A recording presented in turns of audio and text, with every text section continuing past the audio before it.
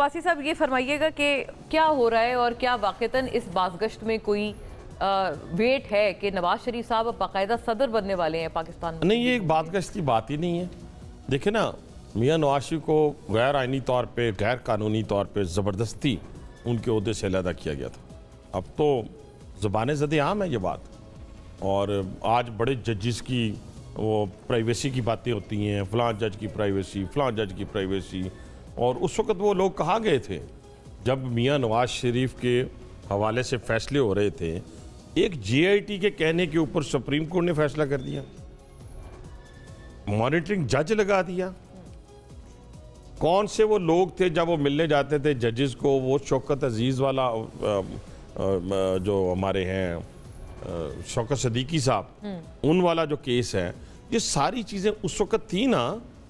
तो उस वक़्त ये इनमें से बहुत सारे जजेस मौजूद थे, उस वक़्त कोई बात नहीं करता था। मुझे बताएं, उस वक़्त क्या किसी उस वक़्त ये सारी चीज़ें काबिल कबूल थी, एक्सेप्टेबल थी, जो आज आपको एक्सेप्टेबल नहीं हुई? फिर आप अपनी अपनी जगह एक ताकत रखते हैं, कुव्वत रखते हैं बात करने की, तो आप बताएं, नाम बताएं। किसने आपको फ़ोन किया, किसने आपको कुछ कहा, किसने फलां को किडनैप किया? खुदा के लिए ये लड़ाइयाँ जो हैं आपको आज याद आ रही हैं। आज से आपको आप दरअसल मुखातिब हैं 6 जजेस पे। मैं सबसे मुखातिब हूं, क्योंकि वो मैं उन जजेस से मुखातिब हूं। देखे ना, मैं उन जजेस से भी मुखातिब हूं। मैं खुल के बात कर रही हूं एक्सप्लिसिटली। वो उनकी बात भी वो यही कहते हैं कि जिन बातों पे आपने एतराज उठाया जो यकीनन गलत थी, मैं कहता हूं इनमें से तो एक दो जजेस तो वो मौजूद हैं, जो जजेस 2018 का सारा ड्रामा अपने सामने देख रहे थे। ठीक है, मैं नाम किसी का नहीं लेता, मैं क्योंकि अदालतों का बड़ा एहतराम करता हूँ और वो शख्स हूँ जिसने कभी भी अदालत से राय फरार इख्तियार नहीं किया। लेकिन सच हक तो कहना पड़ेगा ना। और दूसरी बात, मैं एक बात आपकी वसात से अब चलते चलते मैं कर रहा हूँ, और बड़ी जिसे कहते हैं हाथ जोड़ के कर रहा हूँ। इस मुल्क को अगर कोई पॉलिटिशियन हो, कोई ब्यूरोक्रेट हो, और ब्यूरोक्रेसी में तो लाइन लगी हुई है, और कोई जज हो, कोई पाकिस्तान आर्मी में हो, किसी इंस्टीट्यूशन में हो, एयरफोर्स में हो, वो ड्यूल नेशनल हो, उसको इस पाकिस्तान को एक्सेप्ट नहीं करना चाहिए। ग्रीन कार्ड होना ड्यूल नेशनलिटी? मैं उसकी बात ही नहीं कर रहा, मैं ड्यूल नेशनल की बात कर रहा हूँ। मतलब कि जहाँ पे आपके पास मौके मौजूद हो कि भी आपका इंटरेस्ट कैसे फॉलो करेंगे इस पाकिस्तान का, आप मुझे ये बताएं। आप इस पाकिस्तान के इंटरेस्ट को कैसे फॉलो करेंगे? कि जब आप, मेरे पास एक ऑप्शन है कि ठीक है जी, मैंने नौकरी करनी है, मैं डिप्टी कमिश्नर हूँ, ठीक कह रही है, मैं डिप्टी कमिश्नर हूँ, मैं कमिश्नर हूँ, मैं चीफ सेक्रेटरी हूँ, ठीक है, और मैं नेशनल हूँ अमेरिका का, USA का, UK का। मुझे बताएं, मैं तो फिर आराम से सुकून से यहाँ पे जो गड़बड़ भी करूँ, और फिर जो ही मैं मैं कैसे इस मुल्क में डिलीवर करूँगा? ठीक है, आपकी बात, तो ये मेरी अपनी एक जाती राय है, और इसमें मेरा ख्याल है कि पार्टी को भी सोचना चाहिए, हुकूमत को भी सोचना चाहिए। अच्छा, कि हाँ, सोचना चाहिए कि ड्यूल नेशनल जो भी है वो इस पाकिस्तान का उस तरीके से इंटरेस्ट को फॉलो नहीं कर सकता। क्या वजह है? मैं वफादार या बेवफाई की बात नहीं करने लगा।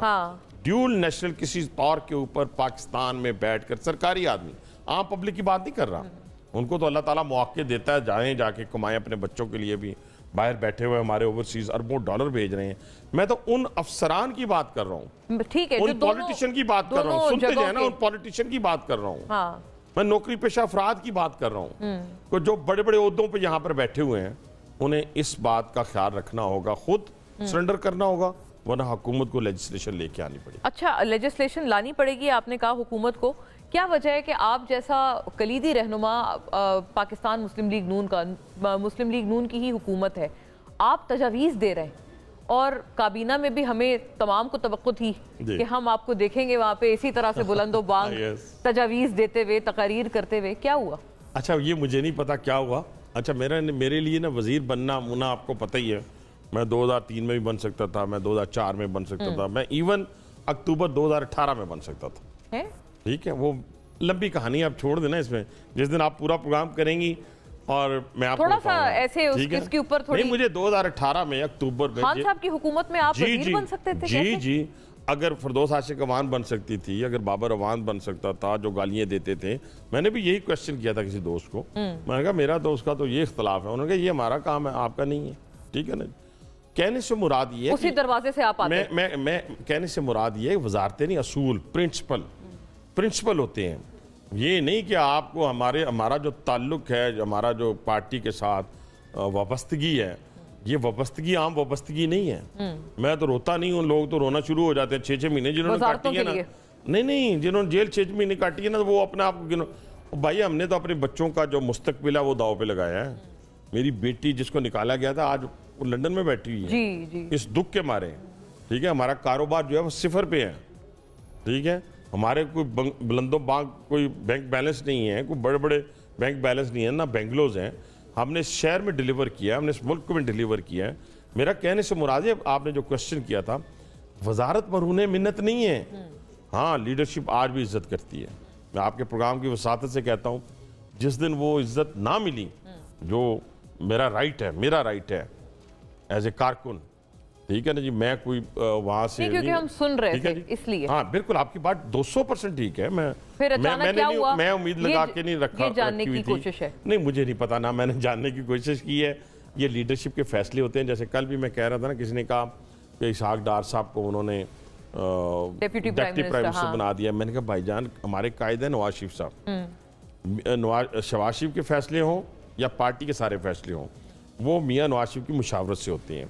उनको डिप्टी प्राइम मिनिस्टर बनाया गया है, तो ये उनकी अपनी मर्जी है कि प्राइम मिनिस्टर की, कि वो चाहते हैं कि मेरा बोझ हल्का हो।